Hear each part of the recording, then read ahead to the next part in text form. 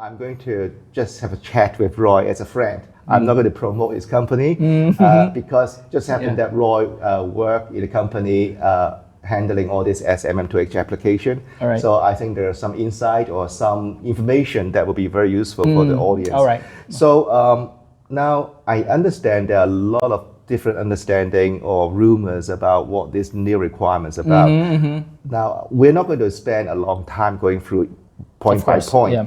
Is there an official website you can share to me, and then I can put in this channel in the link? They can look at that in detail later on. Official website would be the MTCP website for the Tourism Board. Tourism Board. Yeah. Okay, so look at that one. Yeah. So if you look at other agents or whatever promotional website, that may not be as accurate as the official Tourism Board website. Yeah, but right now I don't think they have updated the latest one yet. Okay. They're still fine-tuning something. Okay.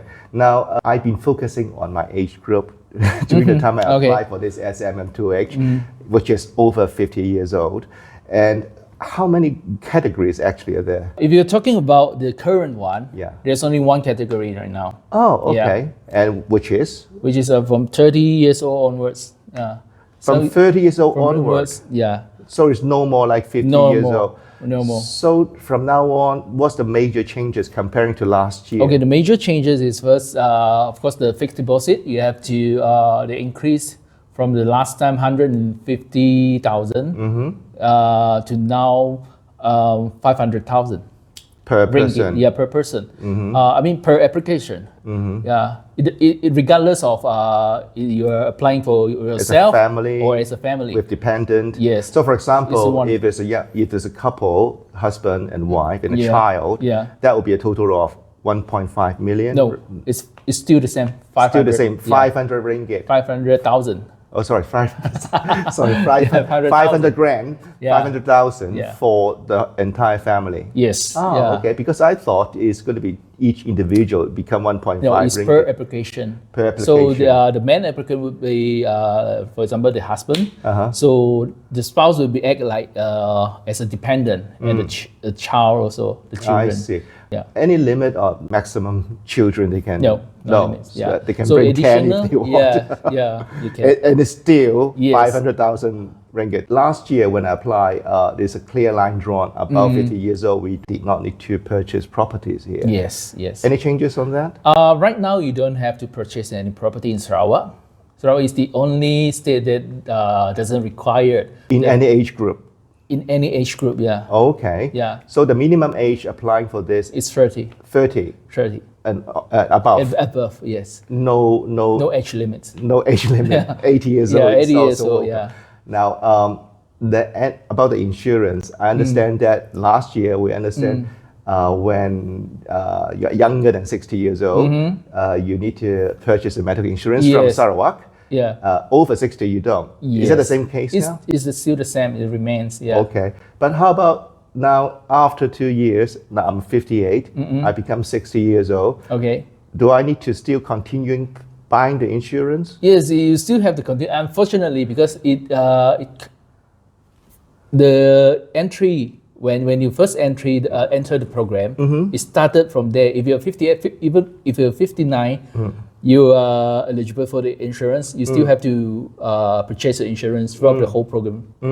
Yeah. I see. So basically, I have to purchase it all the way to 10 years, 5 plus 5. Yes. I see. Okay. But we are doing our best also to convince them if like they reach the age of 60, they don't need to buy. We're trying our best because we have our association. SMM2H association. But it takes time. I heard the agents have a lot of meetings with the tourism board, right? Yes. How many agents are there now in Sarawak? Now it's about 15. 15? Last time it was 40, so they also selected because there's certain requirement needs to meet. Okay. And now is, if not mistaken, it's 15 only. Would the fee be vary a lot, or? No, the government wants to standardize the fees. Oh, so it's quite transparent. It's very transparent. So what's the current fee now? Current fee is for a member applicant is 12,000.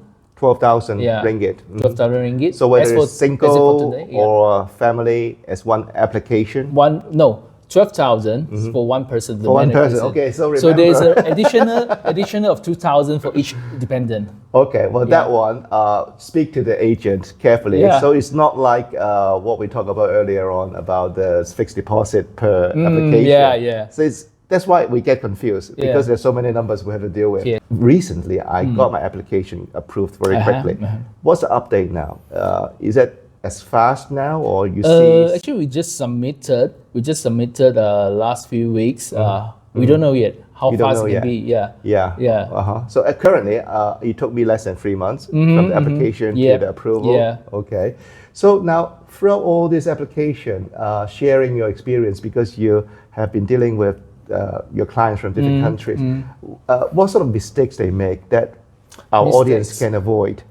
For my side, as long as they have a close communication with us, the agents, there's no problem because it's quite straightforward. Yeah, it's quite straightforward. Okay. Probably if you talk about the mistake, okay, there's one thing you need to be aware of is that now the talking about the fixed deposit, the 500,000. So now the government allows you to place the fixed deposit after the approval. That's why when I talked to a couple of friends from Hong Kong, they said, well, because I came twice. Yeah. The first trip was to do the medical and fixed deposit, and they had different experience. Yes. So the new way now is after they submitted. No, actually you can choose whether to put it now, before you submit your application, or you can place the deposit after you come to and endorse before we bring it to the immigration. So you have a choice. You have the choice. So when anyone applying this through an agent, you can ask the agent what you want, what kind of choice you have. But personally, I would advise people to place the fixed deposit first. The good thing is if you put a fixed deposit now, because for some countries, it's not easy for them to transfer the money out from the country. So they need more time. The person needs to transfer the money from the country in Malaysia, and do conversion and then need approval. So more or less it takes about one week's plus. So unless you have time. All right. So it really depends. It depends. Where you come from, how long you take all the documents you need. Because I talked to some Hong Kong friends, actually they said the non-criminal record. In Hong Kong, I didn't know it takes as long as 6 months. They need to make appointments. So it's really based on where you come from. So I think you have to explain your situation to the agent and then discuss with him what's the best arrangement. Correct. My first trip was doing medical checkup, fixed deposit. I think that's about it, right? The first round. And then we wait for the approval. And then the second trip, we just came down. I thought we need to be interviewed, but no. Your company represents us. So basically, we're down here just the second trip to pay. And there's a lot of question about if we get this SMM2H. I do have this bold letter in my approval letter. We can visit Western Malaysia, but we cannot reside there. It's a huge gray area, right? It's a gray area. So at this moment, you have clients, I'm not saying it's right or wrong, got this approval, but stay in Kuala Lumpur, for example, without any problem at the moment. At the moment. But there's no guarantee. There is no guarantee, of course. Okay. So would that be something you see will be further confirmed between the two sides, Eastern and Western, because you're involved in the meetings with them? Any discussion on the agenda? We discussed about it, but there is no solution yet. I was a little confused about the right to work.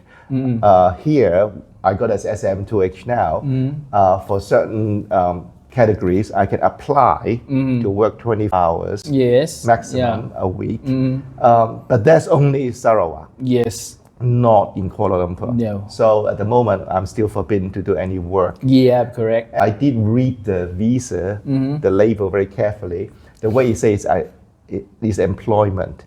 So the definition of working and employment is different, isn't it? Because I can work here, like I can do YouTube, I can do online teaching. That one, not an issue. Not an issue. So for those who actually can work here for outside companies, employers, And You don't work for a Malaysian company. It's What it means. employment. Employment. That's the yeah. issue. Yes. Okay.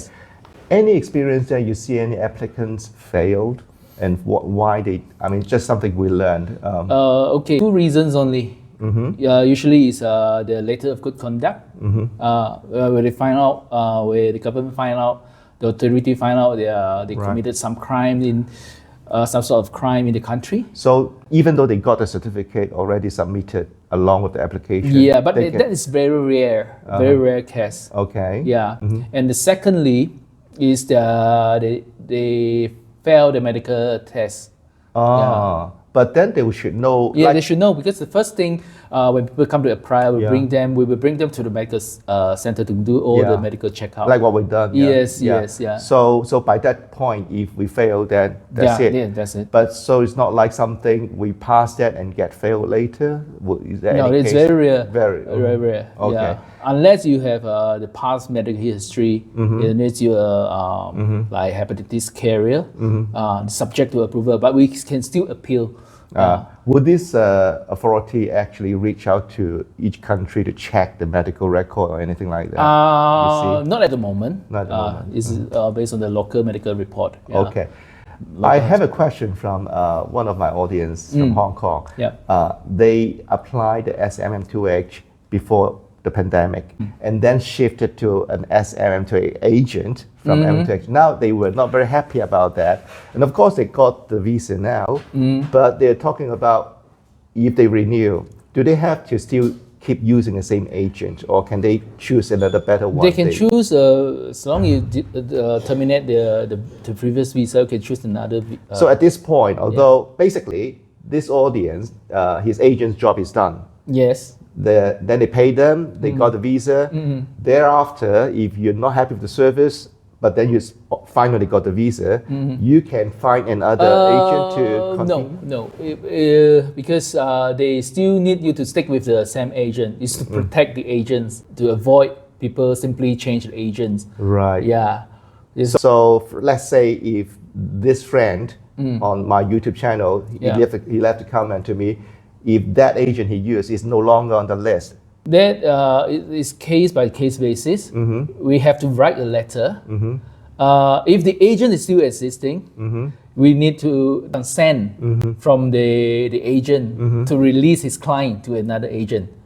Otherwise, if this so it's not for us to say, I want to change. No. You have to have both agents have a consent. Yeah. Has that happened? Have you seen? Not that you know of. I know, yes. What happens if they cannot reach them? For example, if they don't have any response from the old agent. I mean, the agent is no longer on the list, so he's not replying to this client. This is going to be a bit complicated. So let's say the new agent, or the so-called the new agent, has to bring the client to go to the immigration or go to the Ministry of Tourism, write a letter, official letter, and explain to them what happened, and prove that this agent, that the previous agent is no longer exists. So there's some extra time needed for that. Yeah. Okay, so be careful the agent you choose. Make sure that you don't need to change them. Yeah. So now I got a visa now, and so I was told that I should keep my boarding pass from now on. Yeah. Why? It's just for a backup. Just for backup. For? In case, if the system down, they can't find the record. It's a proof. It's a proof of my 30 days. Yes, correct. By the way, the current requirements is each year to stay here for 30 days. 30 days, yes. Excluding the day you arrive. And excluding traveling day. Yes. Counted on the day you get your visa. Okay, yes. All right. Now, at the moment, since now you don't have the age group categories now, it's 30-year-old and up onward. Do you see more like they're here for retirement, or do you see young people coming here? Right now, I think it's still a transition period. Right now, we didn't see many changes. Okay. All right. Of course, it will affect a little bit because the requirement is definitely the fixed deposit. They have to place more fixed deposit in the bank in Sarawak. So people will still they will want to consider need more time. We just started, but people start coming in. Yeah. Okay. There are more requirement, and then people start coming in already compared to last month when it just started. Yeah. I see. Yes. Okay. Now, before we switch back to Cantonese, is there anything else you add? And if there's any new changes, obviously we'll be keep in touch, and I'll keep updating my audience about this. Do you see anything that currently the applicant should know about? So far, I think that's pretty much because it's quite straightforward. Yeah. The requirements. Okay. What about the future here if we come to retire here? Can you give us a brief description about what do we do here? And any developments they're doing? I heard there's an LRT building. Yes. And that would be a big change. When is it going to happen? It projected 3 years. 3 years. 3 to 5 years, yeah. Okay. Yeah, just started. So do you recommend people drive here or? Oh yes, of course, you need a car. You need a car. Yes. So that's something to know about. It's not like Kuala Lumpur. You can easily go around with all kind of public transportation. But the Grab service is quite convenient. Yes. The Grab is convenient. Yeah. But for public transport, I think you better have a car. Okay. Well, thank you, Roy. And so we'll keep in touch. If anyone have any question, please do leave a comment. I can connect you and explain to each audience in English. Okay? Thank you, Roy. It's the first time I interview someone on my show today, and it's also the first time I started to use English. And also it's the first time I have a YouTube partner behind the scene, right in front of me. He's not going to show up on the screen, but from time to time, his voice will show up. Now, my YouTube partner, do you want to use your real name? Why not? What's your name? Stuart. Stuart. Where do you come from, Stuart? I come from the UK, from England. Ah, okay. To be precise, Manchester. Ah, okay. A long time Stuart ago. is very, very good at imitating voices and accents. Now he's giving me a face now. Okay, I'm not going to ask him to do that today. Now we have watched the interview and we have questions. One very important question that we didn't cover: if you have a passport expiring in 5 years, that you do not get visa for 5 years. You get 4 years, 3 years, or 2 years, subject to when your passport is expiring. That's our understanding, right? That's correct. Okay. So now you got your visa in March. Yes. Right? So in 3 years' time, when this is up, that means your passport will be expiring in August. That is 5 months. So now the question is, it's very tricky. We may not have the answer, so we may ask Roy or Jonathan to watch video and let us know what actually the answer is about. Many countries will not let you to travel into their country if your passport expiring in 6 months, right? You need at least 6 months in your passport. Yes. Now the question is, we were told by Jonathan when we were in Kuching that we should not have the passport renewed too early. Before you apply for the extension of the visa, which is what you're applying for, the extension, in my case, from 3 years to the full 5 years, so an extra 2 years. Before you do that, obviously you have to have a new passport. You have to have renewed your passport with your home country. But you mustn't do that. You mustn't renew your passport, get the new passport, more than 3 months in advance of applying for the extension, of getting to the extension. So you can't just decide to, some countries you can, like the UK, you can renew your passport quite early, long before it expires. But if you do that, if you do it more than 3 months before you approach immigration in Malaysia to extend your visa, then they won't put the visa in the new passport. I don't know why, I don't know what the reasoning is, but it must be no more than 3 months older. It's all to do with timing then. Yes, it's to do with timing. It's all to do with timing. First of all, you can't have the passport renewed too early in your home country. And secondly, you cannot apply for this extension visa more than 2 months in advance of the expiry. It's one thing, you got to time it one way for renewing your passport and another way for applying for the extension. So let's use your case, for example. Okay. Your visa is expiring in 3 years in March, right? My visa expires in March. Yes, early March. 2028. That's right. And your passport expiring in August 2028. Yes. So you're fitting. Yes, actually, I could be quite lucky. I could renew the passport, get a fresh passport at the end of December, beginning of January of that year, and then I could immediately go and apply for the visa extension. So that's a fortunate coincidence. Assuming that your home country doesn't, for some reason, have a sudden big delay in processing your passport renewal, this can happen, of course. That's a risk. So I think the best thing to do is for anyone who apply for this SMM2H is to consult with the agent about the expiration date of the passport and also how to get the right number of year of visa. I think the best thing you can do if you're going to apply for SMM2H or MM2H is just to make sure that you're applying with a passport that's got more than 5 years life, and if it hasn't, renew your passport. Renew your passport before you even apply. Yes, if you possibly can, if your country's rules allow you to renew your passport so early, and that is actually what my agent advised me to do, but I didn't do it, so it's my fault. I didn't get round to doing it. I thought, oh, that is Stuart. That is me. I procrastinated. But that's the best thing to do, is to make sure that you go into battle for your MM2H with a passport which, in the case of the UK and a lot of countries, is 10 years. Just as like me then, because yes, my passport like expired in 2031, and I got the full 5 years. Yes. And the issue is when I renew it, that will be the time if I want to renew a new passport to get the full 5 years again. Yeah. So if you don't want to do that, then you jump into a very complicated formula how to work out the best timing if you want to keep your old passport, and then you need to consult your agent. Yes. Thank you very much. My pleasure. Well, it was very nice to have Stuart in my show today, and thank you. And stay tuned. Maybe Stuart will show up in future.